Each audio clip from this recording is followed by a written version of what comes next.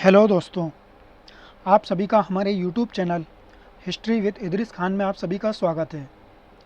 दोस्तों, जैसे कि आप सभी को पता है, हमारे यूट्यूब चैनल पर हिस्ट्री के जो मोस्ट इम्पोर्टेंट टॉपिक होते हैं, जिनसे एग्ज़ाम में बार बार क्वेश्चन पूछे जाते हैं, और हमारा उस टॉपिक का कॉन्सेप्ट क्लियर ना होने की वजह से या हमारा कोई कन्फ्यूजन होने की वजह से वो एग्ज़ाम में पूछे गए क्वेश्चन हमारे गलत हो जाते हैं। तो दोस्तों, हमारा मकसद यही है कि जो क्वेश्चन आपके बार बार पूछे जाए, जो क्वेश्चन रिपीट होते हैं बार बार एग्ज़ाम में, वो क्वेश्चन आपके गलत ना हो। इसलिए हम इम्पोर्टेंट वीडियो की टॉपिक की सीरीज को शुरू किए थे, जिसमें कई सारे वीडियो हमने हमारे यूट्यूब चैनल पर अपलोड कर दिए हैं, जिनको अगर आप देखना चाहते हो तो आप हमारे यूट्यूब चैनल की प्लेलिस्ट में जाकर देख सकते हो। इसके अलावा हमने PYQ की भी सीरीज की थी, NT UGC नेट, तो उसका भी हमने लगभग 4 से 5 वीडियो अपलोड कर दिया है। आगे हम उसके जो भी बचे हुए पार्ट है वो अपलोड कर देंगे। इसके अलावा अगर हम बात करें दोस्तों आज के वीडियो की, तो आज हम मध्य प्रदेश शिक्षक पात्रता परीक्षा 2023, जो लगभग 28 फरवरी के दिन ये एग्ज़ाम हुआ था, मध्य प्रदेश शिक्षक पात्रता परीक्षा वर्ग 1 का, तो जिसके अंदर इतिहास का प्रश्न पत्र आया था, जिसमें 120 क्वेश्चन पूछे गए थे इतिहास से और 30 क्वेश्चन उसमें जनरल थे। तो 150 नंबर का वो पेपर था, जिसका हम आज डिस्कशन करने वाले हैं, किस तरीके से क्वेश्चन पूछे गए थे। आने वाले जो हमारा फाइनल एग्ज़ाम है, MP शिक्षक पात्रता परीक्षा 2023 का अगला एग्ज़ाम फाइनल आने वाला है, जिसमें हमको किस तरीके से क्वेश्चन देखने को मिल सकते हैं, इन सभी के लिए ये इम्पोर्टेंट रहने वाला है। क्योंकि आपको अगर क्वेश्चन पेपर का पैटर्न समझ में आ रहा है, क्वेश्चन का पैटर्न समझ में आ रहा है, और किस टॉपिक से किस टाइप के क्वेश्चन पूछे जा रहे हैं, ये सब चीज़ें समझ में आ रही है, तो आने वाले एग्ज़ाम के लिए आपको काफ़ी ज़्यादा मददगार साबित हो सकता है। तो दोस्तों, बिना समय गवाए चलते हैं हमारे क्वेश्चन पेपर के ऊपर, जहां हम इसके ऊपर डिस्कस करेंगे किस टॉपिक से किस तरीके से क्वेश्चन पूछे गए थे, क्वेश्चन पूछने का तरीका क्या था, क्वेश्चन पूछने का पैटर्न क्या है। तो ये सारी चीज़ें आज के वीडियो में हम डिस्कस करने वाले हैं। तो दोस्तों, अगर आप चैनल पर नए हो तो चैनल को ज़रूर सब्सक्राइब कर ले, क्योंकि इतिहास से रिलेटेड जितनी भी इंपॉर्टेंट वीडियो होती है वो सारी चीज़ें हम लेकर आते हैं। तो दोस्तों, बिना समय गवाए चलते हैं हम हमारे क्वेश्चन पेपर के ऊपर। तो दोस्तों, हम आ चुके हैं हमारे क्वेश्चन पेपर के ऊपर, जहां हम आज मध्य प्रदेश का जो MP टेट का जो एग्ज़ाम हुआ था वर्ग 1 का इतिहास का, जो 28 फरवरी को हुआ था 2023 में, तो उसके सारे क्वेश्चनों के ऊपर डिस्कस करेंगे, जो लगभग 120 क्वेश्चन है। तो देख लेते हैं, हम पहले क्वेश्चन की बात कर लेते हैं। पहला क्वेश्चन है यहाँ पे, शुद्धाद्वैतवाद के दर्शन की वकालत किसने की थी? रामानुजाचार्य, वल्लभाचार्य, निम्बार्काचार्य, माधवाचार्य। तो आप सभी को बहुत अच्छी तरीके से ये ट्रिक के माध्यम से हमने वीडियो बना रखा है। रामानुजाचार्य के बारे में, वल्लभाचार्य के बारे में, निम्बार्काचार्य के सभी का दर्शनों के बारे में हमने बहुत अच्छे से बात की है। तो इसका जो राइट आंसर बताया गया यहाँ पे, वल्लभाचार्य को राइट आंसर माना गया है, जो बिल्कुल सही है। और रामानुजाचार्य का जो है विशिष्टाद्वैतवाद है, निम्बार्काचार्य का द्वैताद्वैतवाद है, और माधवाचार्य का द्वैतवाद है। तो इस तरीके से दोस्तों सभी का वीडियो हमने ट्रिक के माध्यम से बताया है, और इसका राइट आंसर वल्लभाचार्य माना जाएगा। इसके बाद अगले क्वेश्चन की बात कर लेते हैं। नेहपान नेहपान क्षत्रप शासक द्वारा जारी किए गए सिक्के कहाँ मिले थे? तो नेहपान क्षत्रप जो हमारा शासक नेहपान है, और ये क्षयरात वंश का शासक है, जिनका सिक्का कहाँ से मिला देख लेते हैं। अजमेर और नासिक से, मालवा से, उज्जैन से, जुन्नार से। तो इसका राइट आंसर अजमेर और नासिक माना जाएगा, क्योंकि नासिक महाराष्ट्र में पड़ता है, और महाराष्ट्र में ही क्षयरात वंश की शाखा अपना शासन करती थी। इसके अलावा अगर आप बात करें दोस्तों, उज्जैन के अंदर रुद्रदामन वगैरह जो दूसरी शाखा थी, जिसका चष्टन संस्थापक माना जाता है, कर्दमक वंश। और ये जो थे कर्दमक वंश को सबसे महान शासक के रूप में रुद्रदामन को जाना जाता है। तो ये सभी को आपको पता होना चाहिए। और नेहपान जो था, ये क्षयरात वंश का शासक था, और क्षयरात शाखा जो थी पश्चिमी क्षत्रप के रूप में जानी जाती थी। इसके बाद अगले क्वेश्चन की बात कर लेते हैं। किस फ्रांसीसी हीरा व्यापारी ने भारत का दौरा किया और अपना यात्रा वृत्तांत ट्रेवल्स इन इंडिया में लिखा? ट्रेवर्नियर, विलियम हॉकिंस, जोरेंट, थॉमस रो। तो दोस्तों, ट्रेवर्नियर जो शाहजहाँ के समय ये भारत के अंदर आया था, और ये फ्रांसीसी हीरा व्यापारी था, जिसने ट्रेवल्स इन मुगल इंडिया के नाम से पुस्तक लिखी थी। विलियम हॉकिंस की अगर बात करें, तो विलियम हॉकिंस हमारे जहांगीर, जो मुगल शाहजहाँ जहांगीर है, उसी के समय विलियम हॉकिंस आया था। और थॉमस रो भी जहांगीर के समय आया था। अगला क्वेश्चन देख लेते हैं। निम्नलिखित में से किसने मूर्तिकला, चित्रकला, वास्तुकला के क्षेत्र में उत्कृष्ट प्रदर्शन किया और उनकी प्रसिद्ध मुख्य रूप से सेंट पीटर बेसिलिका में निहित है। तो दोस्तों ये वर्ल्ड हिस्ट्री से क्वेश्चन पूछा गया है, तो देख लेते हैं कौन सा क्वेश्चन इसका right Raphael, Michelangelo, Filippo Brunelleschi, Donato Bramante. तो दोस्तों माइकल एंजेलो की ही ये कृति मानी जाती है, क्योंकि उन्होंने सेंट पीटर्सबर्ग में अपनी मूर्तिकला की थी। अगला क्वेश्चन देख लेते हैं। कौटिल्य के अर्थशास्त्र का पूरा पाठ ग्रंथ लिपि ताड़ के पट्टे पर किसने स्थापित किया था, मतलब किसने प्राप्त किया था ये? Doctor JP Joshi, doctor Shyam Shastri, DB Spooner, Bhatt Swami. तो दोस्तों इसका राइट आंसर माना जाएगा डॉक्टर आर श्याम शास्त्री ने अर्थशास्त्र को जो ताड़ के पत्तों पर मिली थी, भोजपत्र के ऊपर लिखी हुई, वो प्राप्त की थी 1905 या 1907 के लगभग ये डेट है। एग्जिट डेट मुझे पता नहीं है इसके बारे में, 1905 हो सकता है या 1907 हो सकता है, 5 या 7 दोनों में से एक डेट है जो श्याम शास्त्री ने मैसूर संग्रहालय से प्राप्त की थी। अगला क्वेश्चन देख लेते हैं। किसने मोकरी वंश के महाराजा धीराज की उपाधि धारण की थी?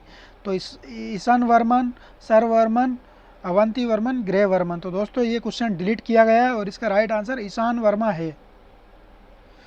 अगला क्वेश्चन देख लेते हैं। जैन ग्रंथों में ब्राह्मण ग्रंथ की वर्ण व्यवस्था का स्थापना का श्रेय निम्नलिखित में से किसे दिया जाता है? तो जैन ग्रंथों में जो ब्राह्मण वर्ण की स्थापना वीरता, भरत, नाभि, बाहुबली। तो दोस्तों ये भरत को इसका श्रेय दिया जाता है।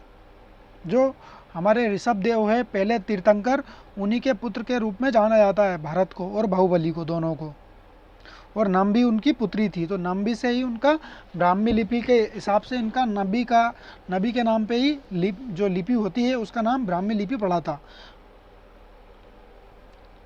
मनसा देवी के नाम से यक्षी कहाँ बैठी हुई मुद्रा में पाई गई है, इसकी पूजा की जाती है? तो दोस्तों ये जो मनसा देवी नाम की यक्षी है, यक्ष यक्षिणी, आप सभी को पता होना चाहिए, जो मौर्यकालीन स्थापत्य कला का हिस्सा मानी जाती है। तो ये कहाँ पाई गई है? तक्षशिला, बड़ौदा, मथुरा, उज्जैन। तो मथुरा के अंदर मनसा देवी नामक एक यक्ष मूर्ति मिली है। अगला क्वेश्चन देख लेते हैं। इल्तुतमिश के कमजोर उत्तराधिकारियों के काल में निम्नलिखित में से कौन दिल्ली के पड़ोस में अत्यंत शक्तिशाली हो गया था? तो इल्तुतमिश की मृत्यु के पश्चात दिल्ली के आसपास कौन शक्तिशाली हो गए थे? अफगान, मेवाती, खोखर या शेखजादा। तो दोस्तों आप सभी को पता होना चाहिए इल्तुतमिश के शासनकाल के पश्चात मेवातियों और कटहरों का काफ़ी ज़्यादा आतंक मच गया था, जिसको बलबन ने इनको समाप्त किया था। और इसने इतना खतरनाक तरीके से इन लोगों का नरसंहार किया था कि इनकी बदबू गंगा नदी तक आने लगी थी। इस तरीक़ा का स्टेटमेंट देखने को मिलता है। तो मेवातियों का दमन और कटेरों का दमन बलबन के द्वारा किया गया था। भारत में की आज़ादी के बाद कानून मंत्री के रूप में शामिल होने के लिए पंडित जवाहरलाल नेहरू ने किसे आमंत्रित किया था? तो बहुत इजी क्वेश्चन है। सरदार वल्लभ भाई पटेल, डॉक्टर भीमराव अंबेडकर, लाल बहादुर शास्त्री, राधा कृष्णन। तो डॉक्टर भीमराव अंबेडकर को कानून मंत्री बनाया गया था। अगला क्वेश्चन देख लेते हैं। मोहनजोदड़ो एक बौद्ध प्रतिष्ठान की खुदाई चित्रात्मक लेखन वाली एक मोहर किस पुरातत्वविद को मिली थी? Dayaram Sahni, Alexander Cunningham, NG Majumdar, RD Banerjee. तो दोस्तों आप सभी को पता होना चाहिए 1922 के अंदर आरडी बनर्जी ने ही, राकलदास बनर्जी ने ही मोहनजोदड़ो की खोज की थी। और मोहनजोदड़ो सिंधु नदी के तट पर स्थित है। सिंध प्रांत में सिंधु नदी के तट पर मोहनजोदड़ो स्थित है। और दयाराम साहनी की अगर बात करें दोस्तों, दयाराम साहनी ने 1921 में हड़प्पा की खोज की थी और हड़प्पा रावी नदी के तट पर है और पंजाब के अंदर स्थित है। अगला क्वेश्चन देख लेते हैं। फारस की खाड़ी से लौटने पर सिकंदर द्वारा पराजित कई गणराज्यों को यूनानियों द्वारा क्या शब्द दिया गया? जागीरें, नाडु, गणसंघ या जनपद। तो गणसंघ कहा गया है। बिल्कुल इजी क्वेश्चन है ये। अब कथन और कारण दिया गया, यहाँ पे देख लेते हैं किस तरीके का क्वेश्चन है ये। कथन दिया गया यहाँ पे, दांते फ्लोरेंस में पैदा हुआ एक पुनर्जागरण कवि थे जिनकी कविताओं का संग्रह बीट्राइस के लिए उनके प्यार का वर्णन करता है। तो बिल्कुल सही बात है। और दूसरा कारण दिया, उन्हें उनकी महाकाव्य कविता द डिवाइन कॉमेडी के लिए जाना जाता है, जो मृत्यु के बाद जीवन के विषय पर केंद्रित है। ये भी सही है। तो दोस्तों यहाँ पे कथन और कारण दोनों सही माना गया है। अगला क्वेश्चन देख लेते हैं, निम्नलिखित में से कौन सा कथन सही है। तो यहाँ पे कथन मतलब दिया गया है, पार्श्वनाथ 23वें तीर्थंकर थे और ये बनारस के थे। तो दोस्तों ये सही नहीं है, ये पूछा गया है, तो ये बिल्कुल सही है। गौतम बुद्ध की माँ कोली गणराज की राजकुमारी थी, ये भी सही है। तीर्थंकर शब्द तीर्थ और संसार एक संयोजन है, तो ये भी सही है। वर्धमान महावीर की माता लिच्छवी प्रमुख चेटक की पुत्री थी, तो ये गलत है, ये चेटक की पुत्री नहीं थी दोस्तों, ये चेटक की बहन थी और चेटक की बहन थी।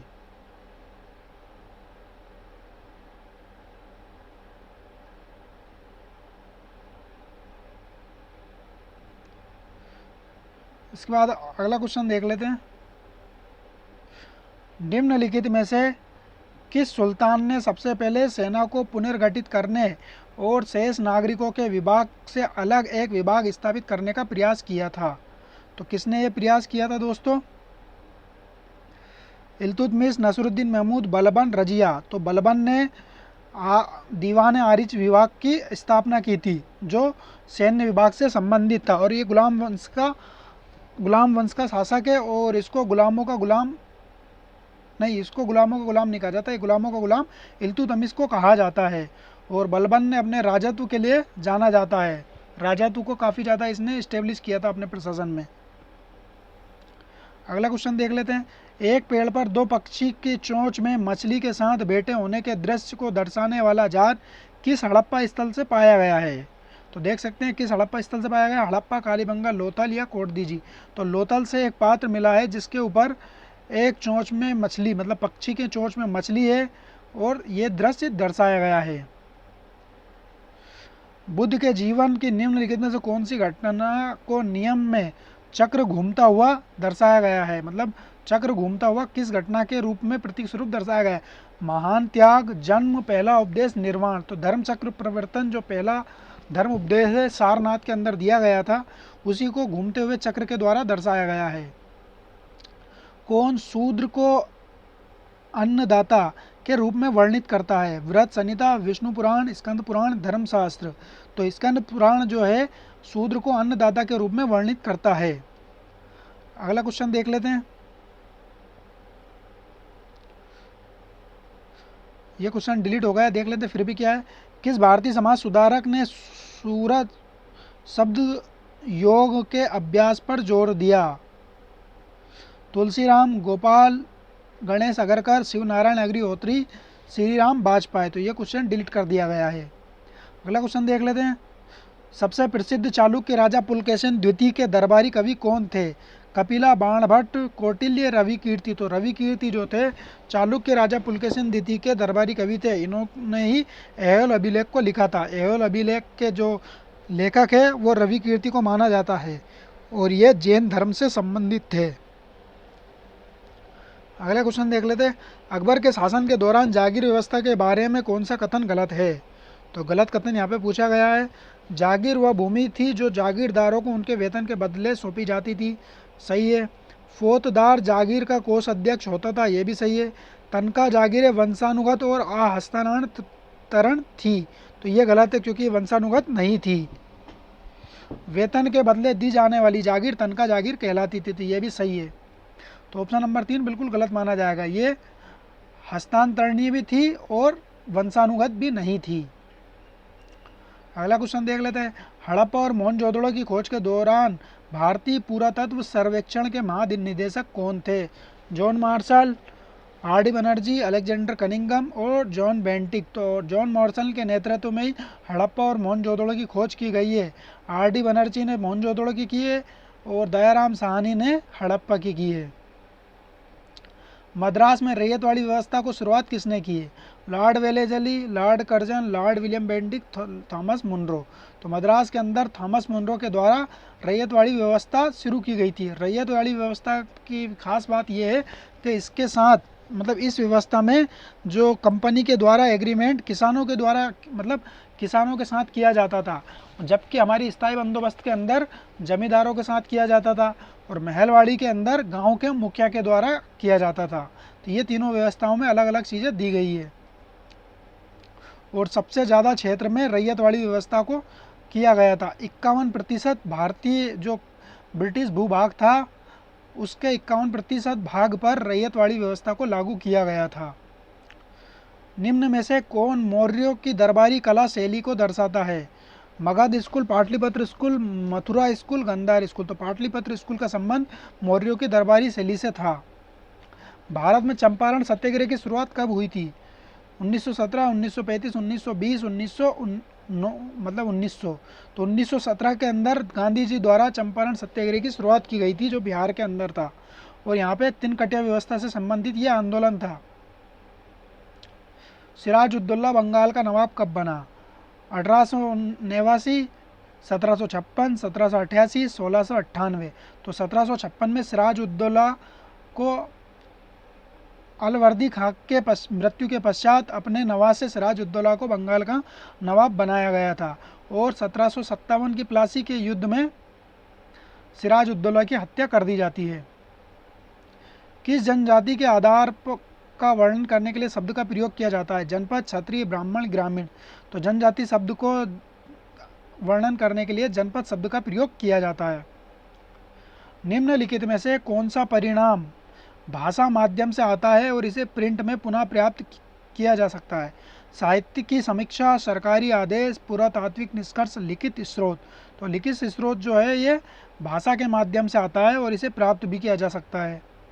निम्नलिखित में से कौन सा प्रामाणिक आधिकारिक दस्तावेज के रूप में संदर्भित करता है जो सरकार के फैसले का प्रतिनिधित्व करता है? पत्रिकाएं, डायरी, सरकारी आदेश, लोकगीत। तो सरकारी आदेश को ही यहाँ पे सही बताया गया है। जहांगीर से अनुमति लेकर 1609 में अंग्रेज ने अपनी फैक्ट्री कहाँ स्थापित की थी? तो दोस्तों इसका राइट आंसर यहाँ पे 1609 में, वैसे इसका राइट आंसर सूरत माना चाहिए था, मगर ये गलत माना गया है। यहाँ से ये क्वेश्चन डिलीट कर दिया गया है, क्योंकि सूरत के अंदर ये फैक्ट्री स्थापित नहीं हुई थी, बस इसका थोड़ा बहुत काम चला था। बाकी 1611-13 में जाकर ये सूरत वाली फैक्ट्री इस्टेब्लिश हुई थी।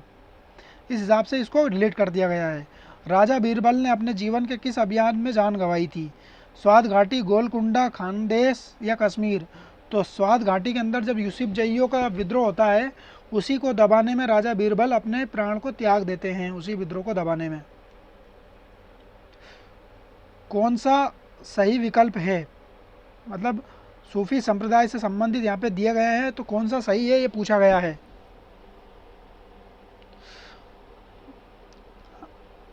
चिश्ती सूफी संप्रदाय से संबंधित हमको बताना है। तो हमीमुद्दीन नागौरी, बहाउद्दीन जकरिया, नासिरुद्दीन मोहम्मद जिलानी, निजामुद्दीन औलिया, कुतुबुद्दीन बख्तियार काकी, बायजीद अंसारी। तो इस तरीके के क्वेश्चन को सोल्व करने के लिए आपको किसी भी एक ऑप्शन को पकड़ना रहता है जिसमें आप पूरी तरीके से श्योर हो। तो आप सभी को पता होना चाहिए निजामुद्दीन औलिया भी चिश्ती संप्रदाय से थे, कुतुबुद्दीन बख्तियार भी चिश्ती संप्रदाय थे, और हमीमुद्दीन नागौरी भी चिश्ती संप्रदाय से थे। तो हमीमुद्दीन नागौरी जो थे राजस्थान के थे और इन्होंने शाकाहार को अपनाया था। कुतुबुद्दीन बख्तियार काकी के बारे में आप सभी को पता होना चाहिए। जो कुतुब मीनार का निर्माण हुआ है वो इन्हीं की याद में, मतलब इन्हीं की नाम से किया गया है। और निजामुद्दीन औलिया तो काफ़ी ज़्यादा फेमस संत थे, तो आप सभी को पता होना चाहिए। 1, 4, 5 इसका राइट आंसर माना जाएगा। निम्नलिखित में से किसका प्रयोग स्तूप के कोपिंग स्टोन को दर्शाने के लिए किया जाता है? उष्णिसा, तांबा, वेदिका, सूची। तो उष्णिसा का संबंध इससे है। दुअस्पा और सिंह अस्पा रैंकों के साथ मनसबदारी प्रणाली को किसने शुरू किया था? शेर शाह सूरी, जहांगीर, शाहजहां, अकबर। तो जहांगीर के द्वारा दुअस्पा और सिंह अस्पा मतलब 2 घोड़े और 3 घोड़े, मतलब एक सवार के साथ 2 घोड़े, एक सवार के साथ 3 घोड़े, इस तरीके का जो मनसबदारी प्रणाली में शुरुआत की थी वो जहांगीर के द्वारा, और जबकि मनसबदारी प्रणाली की शुरुआत अकबर के द्वारा की जाती है। और मंथ स्केल या महाना स्केल का जो मनसबदारी प्रणाली में सुधार किया गया था वो शाहजहां के द्वारा किया गया था। निम्नलिखित में से कौन मौर्य स्तंभ की राजधानी का हिस्सा नहीं है? अबेकस, नृत्य करती हुई मूर्ति, दौर में क्राउनिंग मूर्ति कला और उल्टा कमल। तो दोस्तों जो नृत्य करती हुई मूर्ति कला है ये पिलर का हिस्सा नहीं है, बाकी अबेकस, उल्टा कमल ये सारी चीज़ें पिलर का हिस्सा माना जाएगा। सम्राट द्वारा नियुक्त राजस्व विभाग का अध्यक्ष कौन होता था? दीवान, बख्शी, सूबेदार, काजी। तो दीवान जो होता था ये राजस्व विभाग का प्रमुख होता था। मध्यकालीन प्रशासन से संबंधित यह क्वेश्चन है। निम्नलिखित में से कौन सी दिल्ली सल्तनत की वास्तुकला के बारे में गलत है? अलाई दरवाजा का निर्माण अलाउद्दीन खिलजी ने करवाया था। बिल्कुल सही है, क्योंकि इसका निर्माण अलाउद्दीन खिलजी के द्वारा करवाया गया था और इसका जो मेहराब है वो पहली वैज्ञानिक विधि से बनी हुई, मतलब घोड़े की नाल के आकार की मेहराब का प्रयोग किया गया है। अढ़ाई दिन के झोपड़ा का निर्माण अजमेर में कुतुबुद्दीन ऐबक के द्वारा करवाया गया था, तो ये भी सही है। मोट की मस्जिद का निर्माण सिकंदर लोदी ने कराया था, ये भी सही है। एक सच्चे भव्य मेहराब पहला उदाहरण दिल्ली के हजरत निजामुद्दीन औलिया के मकबरे को कहा जाता था, ये गलत है। इसका राइट आंसर चौथा ऑप्शन माना जाएगा, क्योंकि पहला जो निर्माण हुआ है मेहराब का वो अलाई दरवाजे के अंदर देखने को मिलता है। निम्नलिखित में से कौन सा अमोघ वर्ष द्वारा लिखा गया नाटक, मतलब रचना के बारे में पूछा गया, अमोघ वर्ष के बारे में? राजतरंगिणी, राजकेसरी, आदि पुराण या कविराज मार्ग? तो राष्ट्रकूट शासक अमोघ वर्ष के द्वारा कविराज मार्ग की साहित्य की रचना की गई है। निम्नलिखित में से कौन सा आचार्य द्वारा पवित्र धागे से शुरू किया जाता है जिसे जनेऊ या यज्ञोपवीत के रूप में जाना जाता है? तो ये संस्कार से संबंधित है। नामकरण, जटाकर्म, कर्णवेद, उपनयन। तो उपनयन संस्कार के संबंध में ये बात बोली गई है। अगला क्वेश्चन देख लेते हैं। किस प्रतिहार शासक ने जोधपुर को अपने राज्य में शामिल किया और बंगाल के पाल शासक धर्मपाल को हराया? नागभट्ट प्रथम, वत्सराज, रामभद्र, भोज। तो वत्सराज के समय ये सारी चीज़ें शुरुआत हुई है। और अगर हम बात करें त्रिपक्षी संघर्ष, तो कन्नौज को लेकर त्रिपक्षी संघर्ष की शुरुआत हुई थी, जिसमें पाल, प्रतिहार और राष्ट्रकूट शासकों ने भाग लिया था और इसकी शुरुआत करने वाला प्रतिहार शासक वत्सराज था। अजंता की किस गुफा में बोधिसत्व चित्रकला पाई जाती है? गुफा संख्या 1, 10, 15, 4।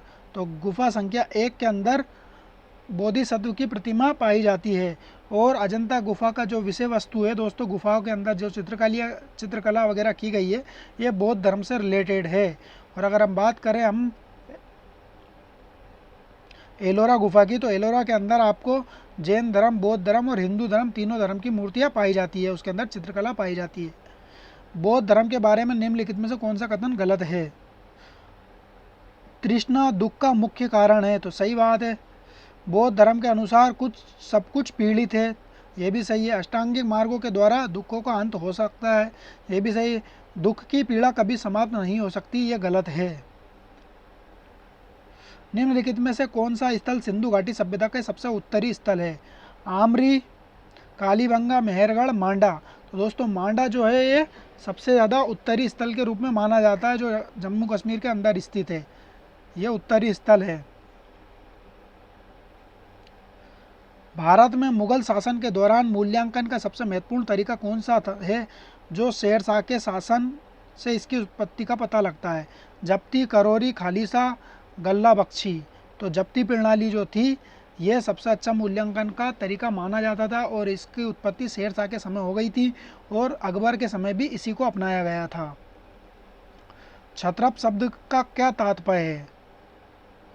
वायसराय या अधीनस्थ शासक, पुजारी, कमांडर, सैनिक। तो दोस्तों इसका क्वेश्चन को डिलीट किया गया है। चोरा चोरी घटना के कारण निम्नलिखित में से किसे वापस ले लिया गया था? तो किसे वापस ले लिया गया था? सत्याग्रह आंदोलन, सविनय अवज्ञा आंदोलन, असहयोग आंदोलन या खिलाफत आंदोलन। तो असहयोग आंदोलन जो 1 अगस्त 1920 को शुरू हुआ था, जिसको 4 फरवरी या 5 फरवरी 1922 को चोरा चोरी घटना हो जाने के पश्चात वापस ले लिया गया था। कथन और कारण वाला दिया गया है, यहाँ पे देख लेते हैं। जागीरदारी प्रणाली के तहत जागीरों को जागीरें दी जाती थी जो सैन्य कमांडर और दरबारी मंत्री थे। तो ये सही है। इसके बाद दूसरा कथन देख लेते हैं। जागीरदारों को विभिन्न कारणों से कर एकत्र करने के लिए किराएदार और सरकार के बीच मध्यस्थ के रूप में काम किया। तो ये गलत है। तो इस हिसाब से हमारा मतलब दोनों कथन सही है। तो ये वाला कथन भी सही है और ये कथन भी सही है। तो इस हिसाब से ए और आर दोनों सत्य माने जाएंगे। महिलाओं के मुद्दे को किसने उठाया और एक कानून लाया जिसने भारतीय समाज में सती प्रथा को प्रतिबंधित कर दिया। तो देख लेते हैं किसने सती प्रथा को प्रतिबंधित करवाया। सरोजनी नायडू, ईश्वर चंद्र विद्यासागर या राजा राम मोहन राय, जवाहरलाल नेहरू। तो राजा राम मोहन राय ने 1829 में लॉर्ड विलियम बेंटिंक के साथ एक आंदोलन चलाकर इस सती प्रथा को समाप्त करवाया। 1829 में बंगाल के अंदर और 1830 में संपूर्ण भारत के अंदर इस प्रथा को समाप्त कर दिया गया। भीमबेटका परिसर निम्नलिखित में से किस चरण में ऊर्ध्वाधर पट्टियों वाले बड़े आकार के जानवर और मनुष्य शामिल है? तो किस चरण के अंदर, मतलब गुफा के अंदर जो चित्रकला मिली है तो उसके किस चरण के अंदर ये चित्रकला देखने को मिलती है? चरण 1, चरण 3, चरण 5, चरण 4। तो चरण 3 के अंदर ये जानकारियाँ मिलती है। अगला क्वेश्चन देख लेते हैं। डचों ने 1606 में एक फरमान प्राप्त करके अपनी पकड़ कहाँ स्थापित की थी? कोचिन में, सूरत में, मसूलीपट्टनम में, कराईकल में। तो यह क्वेश्चन भी डिलीट किया गया है। निम्नलिखित में से किस युद्ध ने भारत में मुगल साम्राज्य की नींव रखी थी? खानवा की लड़ाई, प्लासी की लड़ाई, खानवा की लड़ाई फिर से दे दी गई है, पानीपत की पहली लड़ाई।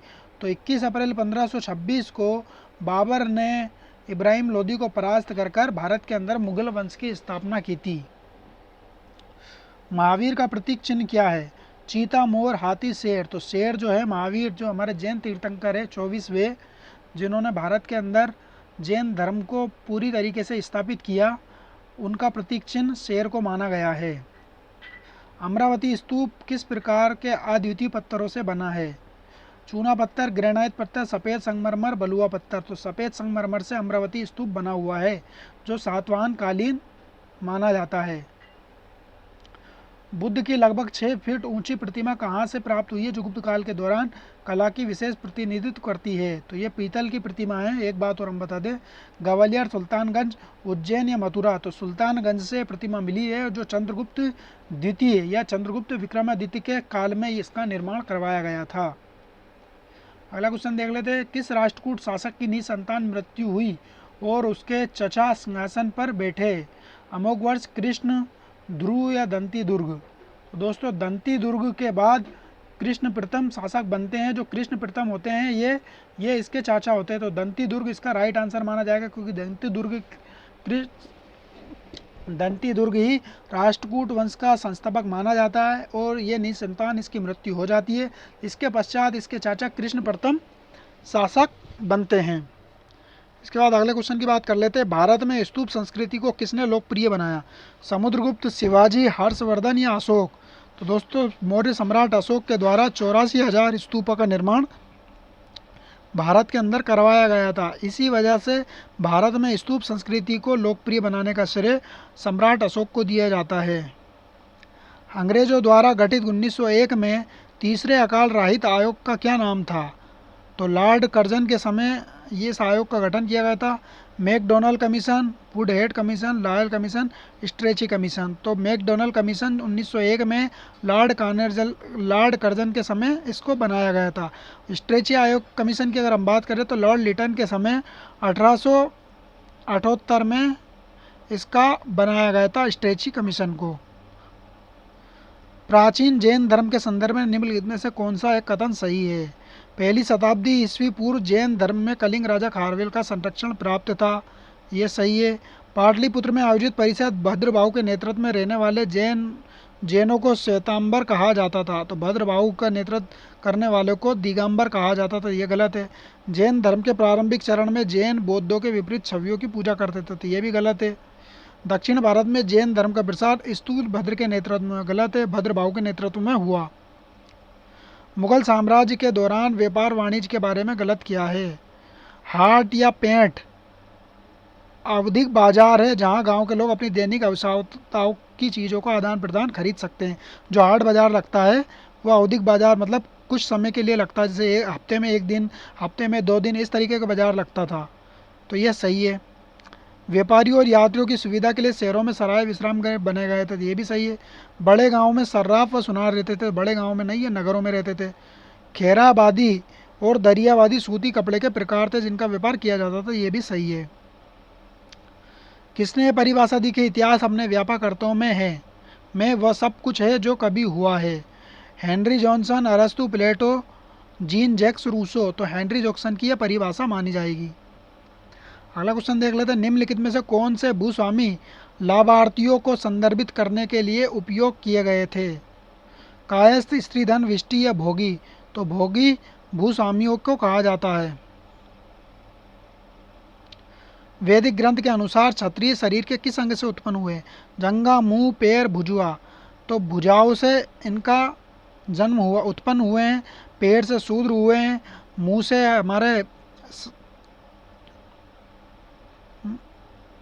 से हमारे पंडित हुए हैं। और जंगा से कायस्थ हुए हैं, वैश्य। विश्व धर्म संसद कब की गई थी, जिसमें स्वामी विवेकानंद ने भारत और हिंदू धर्म का प्रतिनिधित्व करते हुए एक शानदार भाषण दिया था? 1782, 1856, 1893, 1843। तो 1893 के अंदर अमेरिका के शिकागो के अंदर ये विश्व धर्म संसद का आयोजन किया गया था, जिसमें स्वामी विवेकानंद ने शानदार भाषण दिया था।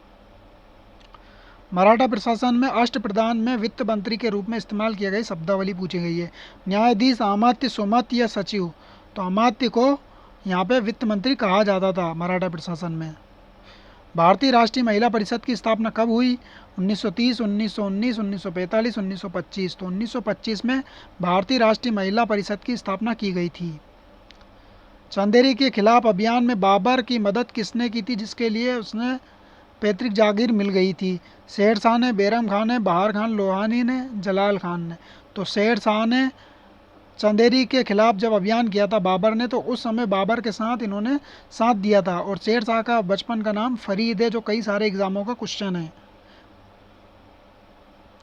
गवर्नर जनरल कॉर्नवालिस के सलाहकार कौन थे, जिन्होंने उनकी स्थायी बंदोबस्त नीति का विरोध किया था?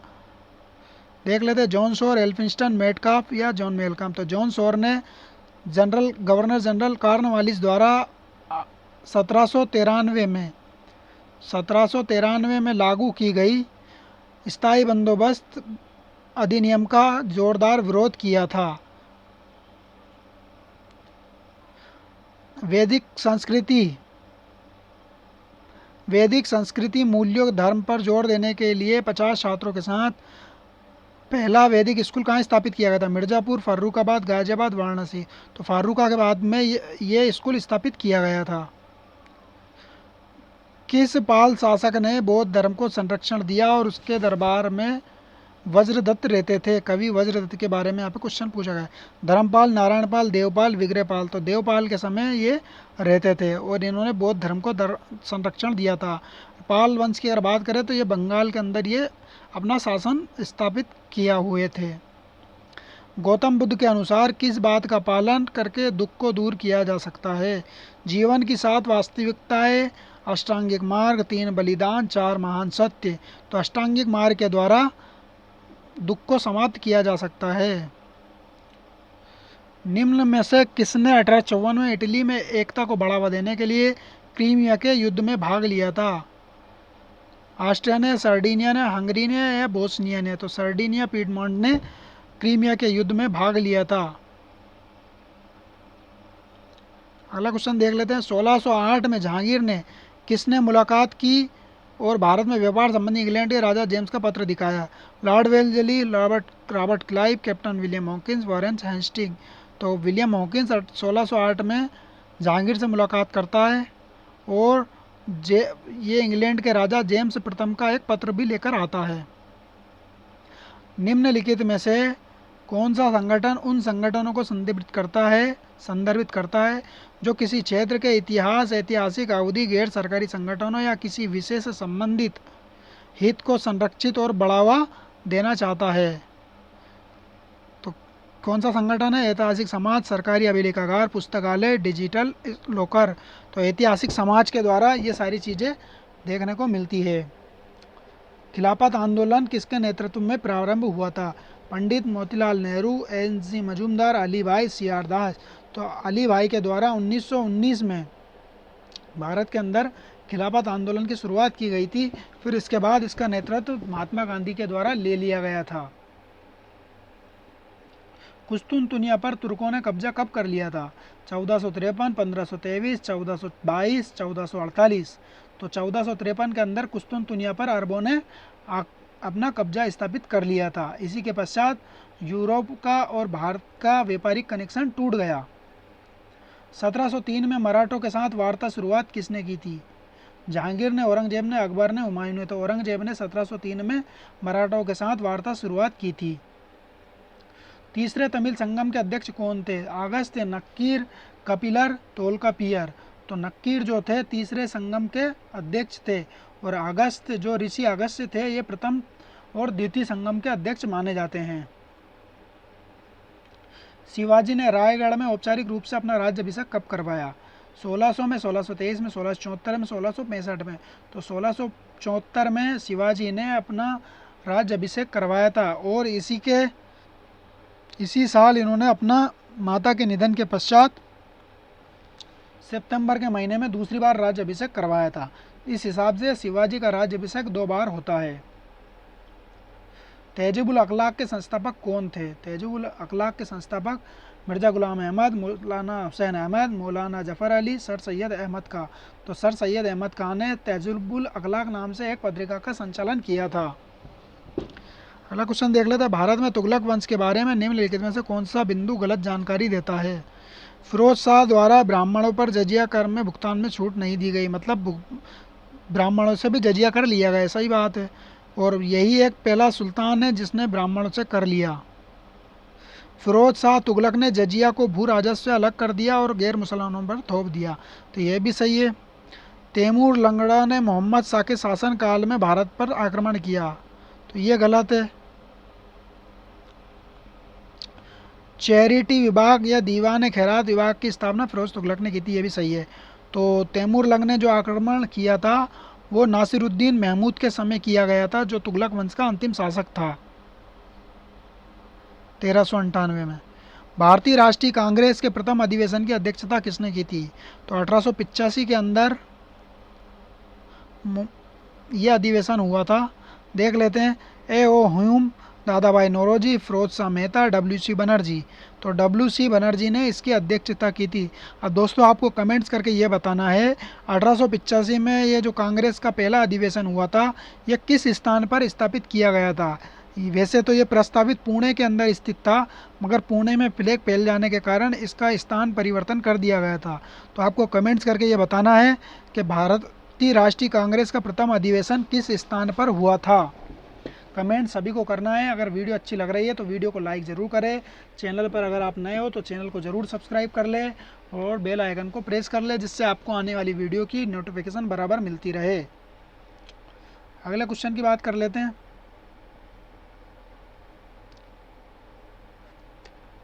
15वीं शताब्दी के अंत में पुनर्जागरण का प्रारंभ कहाँ से हुआ? रोम, इटली, ग्रीस, चीन। तो दोस्तों इटली से पुनर्जागरण काल की शुरुआत होती है, यह आप सभी को पता होना चाहिए। वर्ल्ड हिस्ट्री के अंदर ये काफ़ी ज़्यादा फेमस टॉपिक माना जाता है। महाजनपद कौशल किस स्थान को दर्शाता है? अवध, सूरत, वाराणसी, लखनऊ। तो महाजनपद कौशल महाजनपद का एक्चुअल लोकेशन पूछी है तो ये अवध से संबंधित मानी जाएगी, जो उत्तर प्रदेश के अंदर स्थित है। लॉर्ड विलियम बेंटिक ने किसकी सिफारिश पर 1833 में उत्तरी भारत में महलवाड़ी बस्तियों की शुरुआत की थी? जॉन महलवाड़ी व्यवस्था की शुरुआत की थी। John Malcolm, Metcalfe, Thomas Munro, Holt Mackenzie. तो हॉल्ट मैकेंजी के द्वारा इसकी शुरुआत की गई थी। निम्नलिखित में से किस प्रतिहार शासक के शासनकाल में शक्तिशाली कन्नौज नगर को इंद्र तृतीय ने पूरी तरह नष्ट कर दिया था? इंद्र तृतीय कौन है दोस्तों?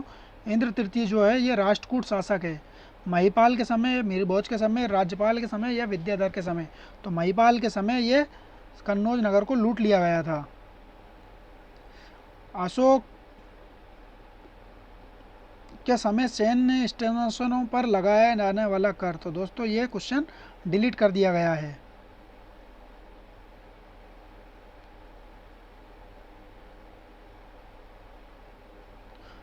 इसको गुल्म को सही माना गया है।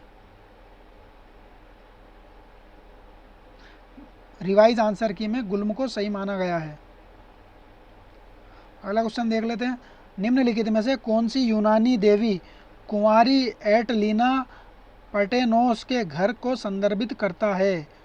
तो पोसीडोन का मंदिर, अटलांटिस, अपिया का मंदिर और पार्थेनन। तो दोस्तों पार्थेनन जो है ये एटलीना पर्टेनोस के घर को संदर्भित करता है। वर्ल्ड हिस्ट्री का क्वेश्चन है ये। किस अनुच्छेद में प्रावधान किया गया है कि अभिव्यक्ति की स्वतंत्रता पर जोर दिया जाए? अनुच्छेद 14, अनुच्छेद 21, अनुच्छेद 24, अनुच्छेद 19। तो अनुच्छेद 19 के अंदर अभिव्यक्ति से स्वतंत्रता से संबंधित प्रावधान देखने को मिलता है। अगला क्वेश्चन देख लेते हैं। जर्मन भाषा में प्रभु को किस रूप में जाना जाता था? सिग्नेउर, हेर, डोमिनस या कृषदास? तो हेर के रूप में जाना जाता था।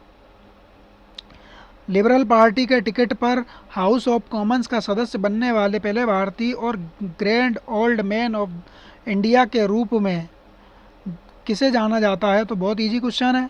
दयानंद सरस्वती, मदन मोहन मालवीय, गोपाल कृष्ण गोखले, दादा भाई नौरोजी। तो दादा भाई नौरोजी वो पहले भारतीय जिन्होंने हाउस ऑफ कॉमन्स का चुनाव जीतकर और पहले सदस्य बने थे इंग्लैंड के अंदर। भू आंदोलन के संस्थापक मतलब भूदान आंदोलन के संस्थापक पूछा गया। आचार्य विनोबा भावे, पंडित जवाहरलाल नेहरू, महात्मा गांधी और स्वामी दयानंद सरस्वती। तो आचार्य विनोबा भावे के द्वारा भूदान आंदोलन की शुरुआत की गई थी। इसके अंदर 1/6 भाग का जो छठवां हिस्सा है वो जमींदारों के द्वारा दान किया जाना था। और आज़ादी के बाद काफ़ी ज़्यादा लोगों ने अपनी भूमि दान दी थी जिसको गरीबों के वितरण करवाया गया था। निम्नलिखित में से कौन सा ब्रिटिश शासन के 1857 के विद्रोह के कारण बनने का सकारात्मक लक्षण नहीं है? मतलब कौन सा कारण नहीं है? 1856 में धार्मिक आपत्ति अधिनियम, तो ये तो कारण है। मिशनरियों को प्रोत्साहन देना, तो ये भी कारण है क्योंकि इस वजह से रोष उत्पन्न हुआ है। सामाजिक सुधार कानून, तो इससे भी समाज के अंदर रोष उत्पन्न हुआ था। शिक्षा का आधुनिकीकरण, तो इसका कोई लेना देना नहीं है, इससे तो भारतीय समाज जागरूक हुआ था। कुछ बौद्ध स्रोतों के अनुसार पवित्र बोधि वृक्ष को नुकसान पहुंचाने के लिए अशोक की किस प्रमुख रानी को जिम्मेदार ठहराया गया था? पद्मावती, कारुवकी, तिस्सरका, असंघमित्रा। तो तिस्सरका जो थी दोस्तों ये बौद्ध मत के घोर विरोधी थी, तो इन्होंने ही बोधि वृक्ष को काट डाला था। और एक और शासक है दोस्तों गौड़ शासक शशांक, उन्होंने भी बोधि वृक्ष को काट दिया था। महावीर ने अपने उपदेशों के लिए किस भाषा का प्रयोग किया? सुरसैनी, अपभ्रंश, अर्धमगधी या मगधी? तो अर्धमगधी भाषा का प्रयोग किया था। वो अगर हम गौतम बुद्ध की बात करें तो उन्होंने पाली भाषा का प्रयोग किया था। निम्नलिखित में से कौन सा विकल्प गलत है? तो गलत विकल्प बताना है हमको। बहमानी साम्राज्य के आदिल शाह राजवंश में मोहम्मद आदिल शाह को हैदराबाद की स्थापना की थी। तो हैदराबाद की स्थापना चिंकलिश खान ने की थी, आसफ जहाँ या चिंकलिश खान ने की थी, तो ये गलत माना जाएगा। गुलबर्गा बहमानी साम्राज्य की पहली राजधानी, तो ये सही है। बहमानी साम्राज्य की स्थापना अलाउद्दीन हसन बहमन शाह ने की थी, ये भी सही है। 1347 में मोहम्मद बिन तुगलक के समय हसनुद्दीन बहमन शाह ने बहमानी साम्राज्य की स्थापना की थी। बहमानी साम्राज्य को 5 राज्यों में विभाजित किया था, तो बहमानी साम्राज्य बाद में 5 राज्यों में विभाजित हो जाता है। दक्षिण भारत में पल्लव और उत्तर पल्लव काल के दौरान अस्तित्व में आई ब्राह्मणिक बस्तियों को निरूपित करने के लिए किस शब्द का प्रयोग किया जाता है? तो ब्राह्मण की जो बस्तियाँ होती है उनको किस शब्द से बताया जाता है? अग्रहार, सरल, सलाई, क्षेत्र। तो दोस्तों अग्रहार के द्वारा ब्राह्मण बस्तियों को निरूपित किया जाता है। निम्नलिखित में से किसकी शुरुआत 1873 में ज्योतिराव फूले ने की थी? थियोसॉफिकल सोसाइटी, सत्य शोधक समाज, ब्रह्म समाज, आर्य समाज। तो दोस्तों सत्य शोधक समाज 1773 में ज्योतिराव फूले द्वारा महाराष्ट्र के अंदर शुरू की गई थी। और ब्रह्म समाज की अगर बात करें दोस्तों तो ब्रह्म समाज 1814-15 के अंदर राजा राम मोहन राय के द्वारा शुरू किया गया था। आर्य समाज 1875 में डॉक्टर दयानंद सरस्वती के द्वारा 1875 में आर्य समाज की स्थापना की गई थी। किस पूर्व गुप्त कला विद्यालय ने चित्र बनाने के लिए काले पत्थर का प्रयोग किया था? तो दोस्तों आप सभी को याद होना चाहिए, इसके ऊपर हमने वीडियो भी बनाया था। तो अमरावती कला, मथुरा कला, गंधार कला, मालवा कला। तो गांधार कला जो है काला पत्थर का प्रयोग किया गया था, इसलिए इसको गंदा पत्थर कहा गया और गंदा से हमने गांधार कला बताया था। और मथुरा कला की अगर बात करें तो बलुआ लाल पत्थर का प्रयोग मथुरा कला के अंदर किया गया है। और ये दोनों कलाएँ हमको कुषाणकालीन देखने को मिलती है, मतलब कुषाण काल में इन दोनों कला का भरपूर विकास देखने को मिलता है। और गांधार कला के अंदर विषय जो था भारतीय था, मगर उसके अंदर प्रभाव जो था यूनानी प्रभाव देखने को मिलता है। मुगल बादशाह बाबर द्वारा लड़ी गई निम्नलिखित लड़ाइयों को क्रमानुसार व्यवस्थित कीजिए। पानीपत का युद्ध, बहुत इजी क्वेश्चन है। घाघरा का युद्ध, खानवा का युद्ध, चंदेरी का युद्ध। तो पानी पिया, खाना खाया, चाय पी, घर गया और मर गया। तो इस हिसाब से 1526। फिर खानवा का युद्ध 1527, चंदेरी का युद्ध 1528 और घाघरा का युद्ध 1529। तो इस हिसाब से ये चारों युद्ध है, ACDB। निम्नलिखित में से किस IVC स्थल में पश्चिम में एक उच्च गढ़ और पूर्व में घरेलू आवास का निचला शेड था? तो हड़प्पा सभ्यता से संबंधित पूछा गया है। बनवाली, रंगपुर, मोहनजोदड़ो, गढ़ेरीवाल। तो पश्चिम में एक उच्च गढ़, मतलब दो तरह से नगरों का विभाजन किया जाता था। तो एक तरफ तो पश्चिम में जो होता था ये गढ़ होता था, और पूर्व में लोकल पब्लिक जो होती थी, सामान्य जनता, वो रहती थी। मगर ये जो होता था ये थोड़ा हाइट पे होता था और ये निचला हिस्सा होता था। इस हिसाब से मोहनजोदड़ो के अंदर ये चीज़ें देखने को मिलती है। निम्नलिखित में से सिंधु और मेसोपोटामिया की सभ्यता क्या समानता है? तो समानता यहाँ पे पूछी गई है। बीच में पसलियों के एक साथ चाकू, ये कोई समानता नहीं मानी जाएगी। बेलनाकार मुहार, ये भी नहीं मानी जाएगी। शतरंज की विषाद प्रणाली वाले मोहरे, ये भी नहीं है। कांस्य युगीन संस्कृति, मतलब कांस्य युगीन संस्कृति मतलब समकालीन संस्कृति थी, बस यही इनके अंदर समानता थी। निम्नलिखित में से कौन सी मगध की प्रारंभिक राजधानी थी? राजगृह, कुशीनगर, कपिलवस्तु, इलाहाबाद। तो राजगृह जो थी मगध की प्रारंभिक राजधानी थी, बाद में गिरिव्रज और उसके बाद पाटलिपुत्र बन जाती है। वेदों के अनुसार पुरुष की भुजाएं क्या दर्शाती है? वीरता और शक्ति का आसन दर्शाती है, बिल्कुल सही बात है। कथन कारण वाला देख लेते हैं। दांडी मार्च 1930 में गुजरात के साबरमती आश्रम से दांडी की ओर शुरू किया गया था, सही बात है। वे अप्रैल 1930 को तट पर पहुंचे और मुट्ठी भर नमक उठाकर गांधी जी ने नमक कानून को तोड़ दिया था। तो ये दोनों कथन सही है।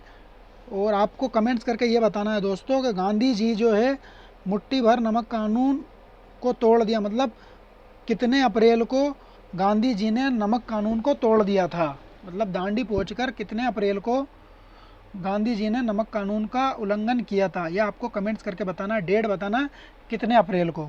महीना याद है, बस डेट बताना है आपको। निम्नलिखित में से किस विकल्प की गलत जानकारी है? एथनियस निकितिन भारत की यात्रा करने वाले पहले रूसी यात्री थे, तो सही बात है दोस्तों। ये बेमनी साम्राज्य के अंदर ये इन्होंने यात्रा की थी। निकितिन ने the journey beyond three seas की पुस्तक लिखी थी, ये भी सही है। एथनियस निकितिन ने मोहम्मद बिन तुगलक के शासनकाल भारत आया था, ये गलत है क्योंकि बेमनी साम्राज्य के अंदर आया था ये। और बीदर एक धार्मिक स्थल के रूप में उसने हिंदुओं का यरूशलेम कहा है, तो ये भी सही है। निम्नलिखित में से कौन सा 5 साल की उम्र में किया जाता है और वैदिक अध्ययन वेदारंभ शुरू करने से पहले आवश्यक है? तो ये क्वेश्चन डिलीट करवाया गया है दोस्तों। भगवान बुद्ध के जन्म स्थान की स्मृति में अशोक का कौन सा स्तंभ बनवाया था? लोरियाराज स्तंभ, निगलिगा सागर स्तंभ, सारनाथ स्तंभ और रुम्मनदेही स्तंभ। तो रुम्मनदेही स्तंभ में ही ये बात की जानकारी मिलती है, क्योंकि रुम्मनदेही में भगवान गौतम बुद्ध के जन्म स्थान पर से वहाँ पे 1/6 से घटाकर 1/8 कर दिया था वहाँ के लोगों को, और भाग और बलि से पूर्णतः मुक्त कर दिया था उन लोगों को। तो इस बात की जानकारी रुम्मनदेही अभिलेख के अंदर मिलता है, और इसी अभिलेख को आर्थिक अभिलेख भी कहा जाता है। निम्नलिखित में से किसने सम्राट अशोक के शिलालेख को पढ़ने को पहला पढ़ा है? Max Muller, John Buhler, William Jones, James Prinsep. तो जेम्स प्रिंसेप ने अशोक के शिलालेख को सबसे पहला पढ़ा था। और किस अभिलेख को इन्होंने पढ़ा था? तो दिल्ली टोपरा को इन्होंने सबसे पहले पढ़ा था। मगर पढ़ने के बाद इन्होंने तिस्से देवनाम पीए की जो उपाधि का इन्होंने कनेक्शन श्रीलंका के शासक राजा तिस्स से इनको जोड़ दिया था, क्योंकि उनकी उपाधि भी देवनाम पीए थी। तो इस हिसाब से देवनाम पीए की उपाधि इन्होंने अशोक से ना जोड़कर श्रीलंका के शासक तिस्स से जोड़ दी थी। फिर मास के अभिलेख का उच्चारण करने के बाद अशोक का नाम देखने को मिलता है।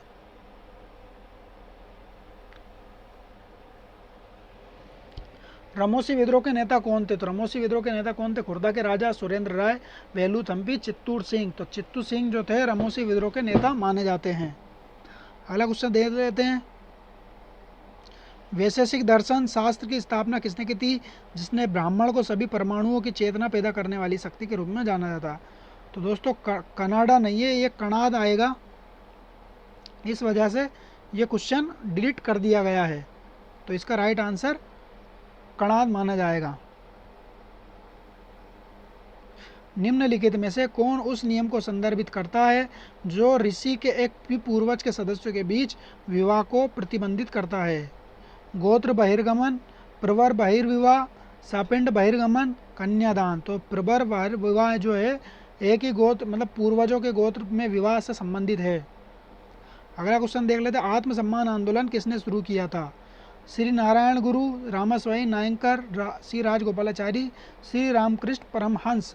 तो रामास्वामी नायंकर के द्वारा आत्मसम्मान आंदोलन की शुरुआत की गई थी। दक्षिण भारत के में इन्होंने आत्मसम्मान आंदोलन शुरू किया था। किसने स्पेन से 5 जहाज़ों के साथ प्रस्थान किया और 1519 में अटलांटिक महासागर को पार किया? Christopher Columbus, बालबोआ, Ferdinand Magellan, Vasco D gamma. तो फर्डिनेंड मैगलन ने ही यह कारनामा किया था। निम्नलिखित में से किसकी खोज 1857 ब्रिटिश सेना के कप्तान जेम्स फोर्सिथ ने की थी और भारत के मध्य प्रांत में ब्रिटिश सैनिकों के लिए एक हिल स्टेशन और आरोग्यशाला बनाया गया? तो मध्य प्रदेश के अंदर हजारीबाग, भीमबेटका, आदमगढ़, पचमढ़ी। तो पचमढ़ी के अंदर ये चीज़ें देखने को मिली है क्योंकि पचमढ़ी के अंदर ही आपको हिल स्टेशन देखने को मिलता है। निम्नलिखित में से किसने अनिश्चित अवधि के लिए अंग्रेजों को केवल संदेह के आधार पर किसी को भी गिरफ्तारी की अनुमति दे दी थी? रोलेट अधिनियम, Simon Commission, Cripps Mission, Hunter आयोग। तो रोलेट अधिनियम जो 1919 का है उसमें बिना दलील, बिना अपील, बिना वकील के डायरेक्ट उठा लिया जाता था। इसको काला कानून कहा जाता था और इसी के विरोध में आपको जालियांवाला बाग हत्याकांड देखने को मिल जाता है।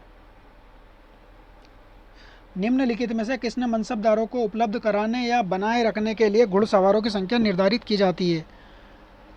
मुंशी, सवार, जात, जागीर। तो सवारों के द्वारा ही घुड़सवारों की संख्या निर्धारित की जाती थी। जात अलग चीज़ होती थी और जात और सवार का ये रहता था, सवार कभी भी जात से बढ़कर नहीं होते थे। अगर 2000 अगर सवार है तो सवार हमेशा जो होते थे 2000 तो हो सकते थे मगर 2000 से ज़्यादा नहीं हो सकते थे। उत्तर भारत के वर्चस्व के लिए छेड़े गए त्रिपक्षीय संघर्ष में शक्तिशाली हस्तक्षेप करने वाला पहला राष्ट्रकूट शासक पूछा गया है यहाँ पे। दंती दुर्ग, अमोघवर्ष, ध्रुव या कृष्ण तृतीय। तो ध्रुव ने ही सबसे पहले दक्षिण भारत में जाकर त्रिपक्षीय संघर्ष में भाग लिया था, जो राष्ट्रकूट शासक था। निम्नलिखित में से किस दिल्ली सल्तनत के शासक ने रक्त और लोहे की नीति अपनाई थी और सजदा पेबोस की प्रथा की शुरुआत की थी? कुतुबुद्दीन ऐबक, अलाउद्दीन खिलजी, मोहम्मद बिन तुगलक, गयासुद्दीन बलबन। तो इसके बारे में हमने अभी बात की थी। इन्होंने काफ़ी ज़्यादा राजस्व के ऊपर ध्यान दिया था और राजस्व को इस्टेब्लिश किया था। कौन सा शिलालेख सूचना का स्रोत है कि रुद्रदामन ने युद्ध मैदान में 2 बार दक्कन के भगवान सतकर्णी को हराया था? सतकर्णी प्रथम मतलब। मेहरौली देख लेते हैं किसके बारे में दिया गया। मेहरौली शिलालेख, जूनागढ़ शिलालेख, इलाहाबाद शिलालेख, हाथीगुम्बा अभिलेख। तो जूनागढ़ शिलालेख जो है उसके अंदर रुद्रदामन की विजयों के बारे में जानकारी मिलती है और दूसरी चीज़ इसी अभिलेख के अंदर आपको सुदर्शन झील के बारे में भी जानकारी मिलती है, जिसमें आपको चंद्रगुप्त मौर्य, अशोक, रुद्रदामन और स्कंदगुप्त के बारे में जानकारी मिलती है। भारतीय राष्ट्रीय कांग्रेस के किस सत्र को डोमिनियन स्टेट की मांग उठाई थी? कलकत्ता, नागपुर, इलाहाबाद, लाहौर। तो कलकत्ता अधिवेशन में डोमिनियन स्टेटस की मांग उठाई थी जो 1905 में हुआ था, दादा भाई नेहरूजी के अध्यक्षता में।